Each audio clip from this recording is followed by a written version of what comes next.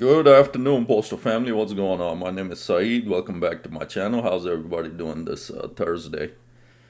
Well, we got to move on, guys. The contract, everything came out, the arbitration result, all this negativity, but we don't have no power as far as removing Renfro. He's done his damage, so that is settled. We got to move on. Coincidentally, on the same day, DeJoy resigned, so it's kind of awkward that the same day, DeJoy takes a step down. So I just want to get to that, what CNN is saying about DeJoy, and get to that article. But first, if you're new to my channel, my name is Saeed. Postal content is what I do, love to do, with all its bad news right now, but still gotta focus on what's going on. Keep our heads up, carriers, and something better would definitely come along. All this. Thanks a lot for everything you guys share in the comments with me. Keep giving the channel the thumbs up. Really helps out the algorithm. Thanks so much for all you do for me, guys, and the communication. I just love reading everything, and there's a lot of hurt carriers right now. I can totally understand that. We're all hurt. Especially my personal station, I've never seen my fellow coworkers this down before. They were expecting, something better than that tentative agreement, but it didn't happen. So you just gotta move on. You gotta look at the overall picture. There's a lot of folks that don't even have a job, so you gotta go by that. That we at least blessed to be in the service. Have a gig. I mean, granted, with the inflation, it doesn't compare. Carriers keep posting, different things, different within the last year, different industries. How much raise? 61%. All the how many different industries got, and compared to us 1.3, 1.4. So we didn't it is what it is. Keep your head up, guys, for your families. Gotta move on from this. We already knew what this guy was about, and I keep saying again and again, in Boston he had to be removed, but once he wasn't, our future was settled right there, and we shouldn't expected anything from him. A lot of carriers knew already that he wasn't gonna amount to much. He's not gonna get us nothing. When he talked about the tentative agreement being rejected, you can see right there that he wasn't optimistic, he wasn't energetic, nothing like that, talking better, like I'm gonna do anything better in arbitration. So the signs were there. We were just hoping something different is gonna happen, but as soon as I found out that he was in arbitration, I knew that was it. That was we're not getting anything better than the tentative agreement, but that's what it ended up happening. We still, even at that point, had hope. The arbitrator Nolan is gonna look at everything, what's going on with the inflation, but nothing like that. He just passed that tentative agreement over to him. He signed off on it, and that was it. So that's what it is. Gotta move on. So I want to get to today's article, what CNN is saying about DeJoy exiting. So I want to get to that, and let's see. Louis DeJoy resigned from his role as head of the U.S. Postal Service on Monday, leaving the independent government agency at a time when it faces calls for privatization and scrutiny from Trump administration. In a statement released by USPS, DeJoy said while the 250-year-old service had made beneficial change to what we've been adrift and moribund organization, more work was necessary to sustain our positive trajectory. It has been one of the pleasures of my life and a crowning achievement of my career to have been associated with this cherished institution, he added. Nothing that Deputy Postmaster General Doug Talino will take the ruins until the USPS Board of Governors names a permanent successor. So Doug Talino is the interim postmaster right now. A statement from USPS said there is no established timeline for the announcement of DeJoy's replacement. So this was not expected. DeJoy just said, I'm done. I'm not going to wait around for my replacement, and he called it quits. I don't know what it was, pressure from Trump administration or what happened. DeJoy, who was appointed Postmaster General as the agency struggled to survive financial woes from COVID-19 pandemic, announced plans to step down in February. The former businessman and GOP donor led the agency through coronavirus pandemic and two high turnout presidential elections that saw surges in mail-in ballots. He has sought to modernize the service, unveiling a 10-year plan in 2021 to stem ongoing losses. But he quits in middle of it. He started that delivering for America plan, all the consolidations. He put all the employees through, all the headaches of driving further, all the people getting mail more later, and he quits in the middle of it. That's just great, DeJoy. You bailed out on your own plan. You knew it wasn't working, it was a failure, but yet you bailed out. Some of the plans drew criticism, with many claiming that his efforts to consolidate deliveries ultimately slowed them down. There it is, failure.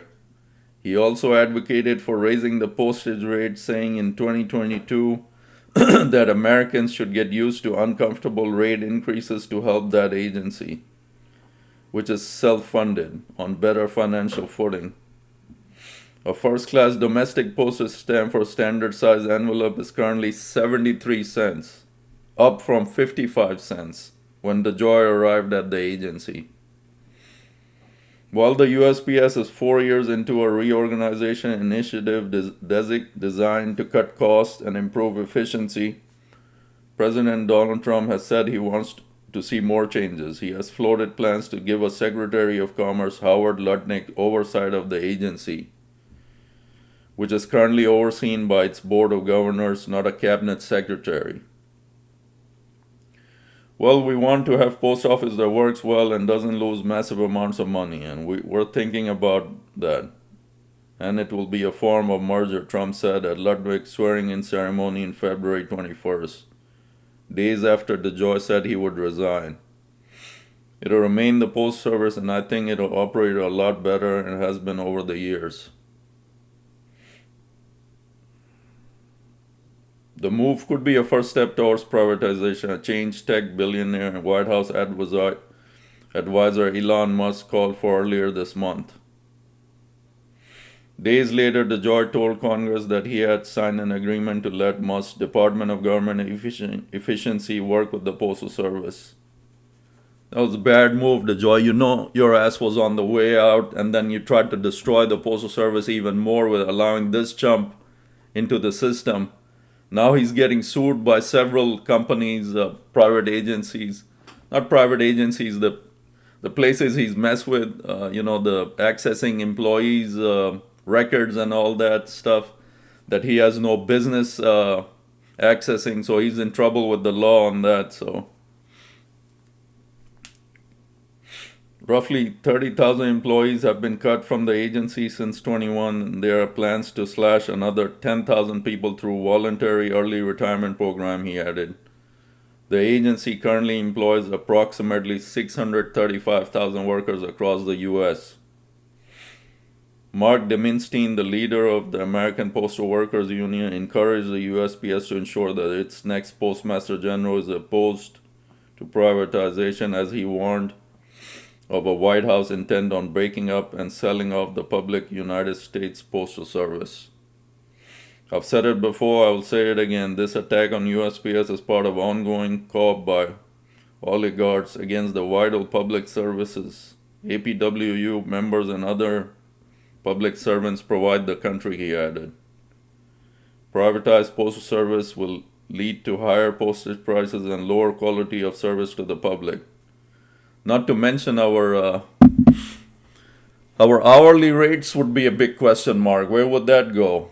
Will they look like UPS, or will we go to minimum wage? There's a lot of questions, a lot of turmoil right now within this service. A lot more uncertainty now that DeJoy has stepped down or gone. So that's the times we're living in, guys. they're looking for a new postmaster general, and carriers have been screwed. Rural carriers are next. You guys don't hope for that much, obviously. Well, they got a different union president, but it's all in the same game. I mean, we didn't get anything, so rural carriers, we can at least hope you guys get better than us. So, and then APWU, all the mail clerks and handlers, you guys, we hope the best, nothing but the best for all of you, as this is this is a cohesive unit. Like I always say, one department cannot work without the other, and back and forth. So again, that was my article today about DeJoy suddenly leaving coincidentally on the same day that we got our arbitration result. He put in his paperwork. That's it. So that's it. That's where we're at. And there's another thing. There's a Zoom call coming by the concerned letter carriers. Really want to listen. What's his name? James Henry is going to talk about what's to do right now. What the next steps would be to look, to go against this arbitration result. I don't think nothing can be done. But Mike Cariff was saying they got to bring up those Article 10 charges back up against rent fraud. Let me say that again, rent fraud. Like, we can't say that enough. It's literally a fraud failure. It's the worst NALC president ever sat in that seat. And to damage his carriers this way is unprecedented, and it's never been done before. Well, actually, previous presidents, the 1% was always there. It was I think it hit 2% if my memory serves me correctly. I was looking at the history of tentative agreements and arbitration results. 2% is the highest it's ever gone. And so maybe I'm mistaken. Correct me, you guys. Let me know. But it has never gone higher than that. So what were we looking at? We're in the postal service. What were we expecting? The 5-10%. We were in dreamland. We were hoping we'll hit the jackpot, but it didn't materialize. So it is what it is, guys. Keep your heads up. The job is still there. We got to go in, take care of our families. That's why we do this job. I feel for my carriers in different states that were in a struggle, looking forward to something high, but it didn't happen. So tough situation, but keep your head up, positivity, all that. You guys keep telling me in the comments, positivity didn't work. Positivity, what I say right here is a mindset, it's to keep the mindset right, at least for myself, I don't want to go insane with all this, pressure of negativity, not getting what we deserved, and all that. I just like to keep myself at least sane most of the time. So that's why I talk about positivity all the time. And it's just a term. I mean, you guys, I know it's it didn't amount to well, but keep it going. Everything will be fine. 2026, new president comes, so something at least we got to look forward to. All right, guys, that's it for today. Stay blessed out there, and most of all, stay safe out there, guys. Saeed out.